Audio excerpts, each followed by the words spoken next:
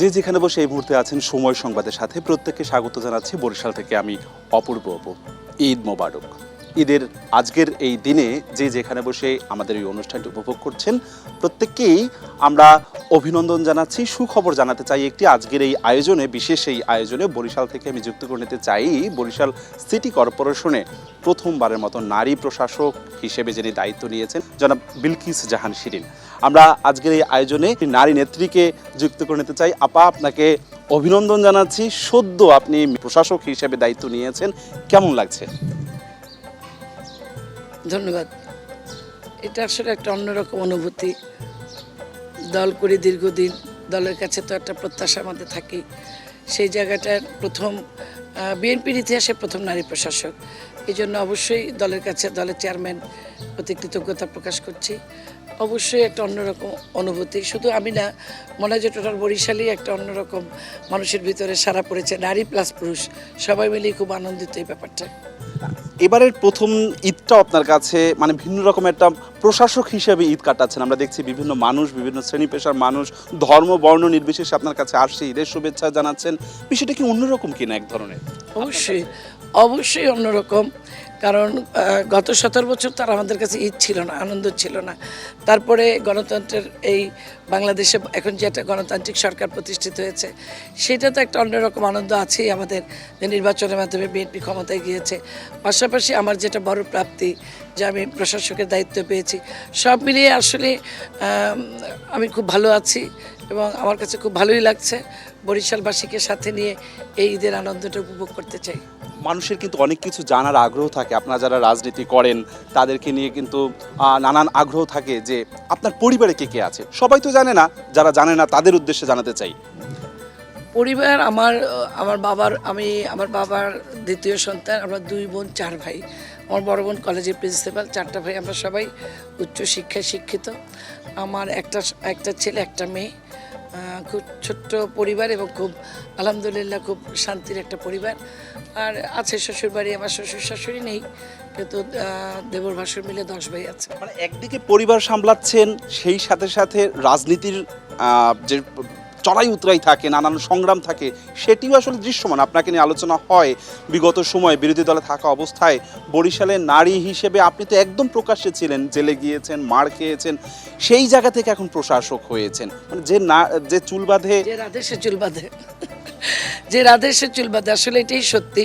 আর সবচেয়ে বড় কথা কি, আমি নারী পুরুষ না, পরিবারের যে সহযোগিতাটা, আমি একটা মেয়ে হিসাবে সেই ছাত্র জীবন থেকে আমি বাবার পরিবারের সর্বোচ্চ সহযোগিতা পেয়েছি।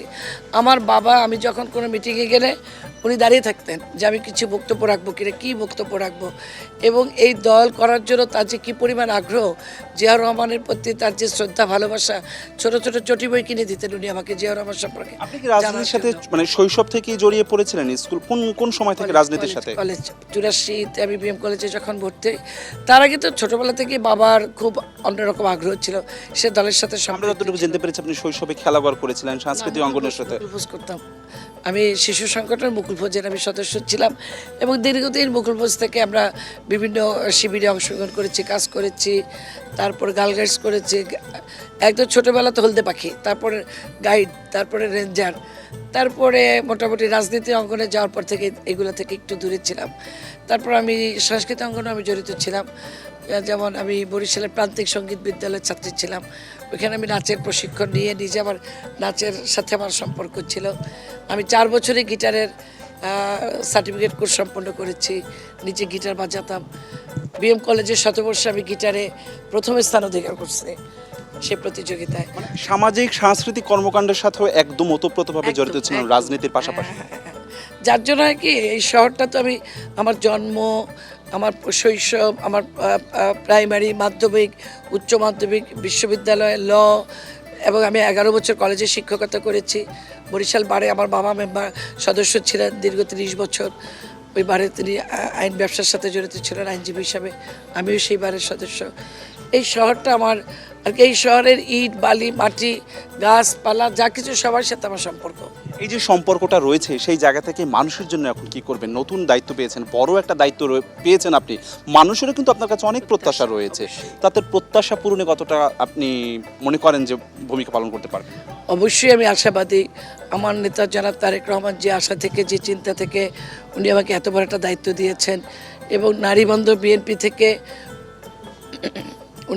আমি তো মনে করি যে আমার দল নারী বান্ধব, যেহেতু আমাকে এত বড় একটা নারী হিসাবে আমাকে এত বড় একটা দায়িত্ব দিয়েছে, এই শহরকে আমি একটা নারী বান্ধব শহর করতে চাই। নারীদের কথা আমি অগ্রাধিকার দিতে চাই। যেমন উনি ফ্যামিলি কার্ড দিয়ে ওনার প্রধানমন্ত্রী হওয়ার পরে কিন্তু উনি তার যে কমিটমেন্ট ছিল, উনি ফ্যামিলি কার্ড দিয়ে সারা বাংলাদেশের নারীদের একটা অন্যরকম আনন্দের জোয়ার বসেছে। আমি শহরবাসীর জন্য, বরিশাল সিটি কর্পোরেশন নগরবাসীর জন্য কি কি পরিকল্পনা করবেন? দায়িত্ব নিয়েছেন মাত্র এক সপ্তাহ হলো, এক সপ্তাহ হয়েছে, কি করবেন পরবর্তীতে? পরিকল্পনা থেকেই আপনারা তো সাংবাদিক, আপনাদের পত্রিকায় আমি দেখছি যে সমস্যার নগরীতে দায়িত্ব নিল শিরিন। অনেক সমস্যা, কারণ গত 17 বছরে এখানে কোনো উন্নয়নের কোনো জায়গায় কিছু হয় নাই।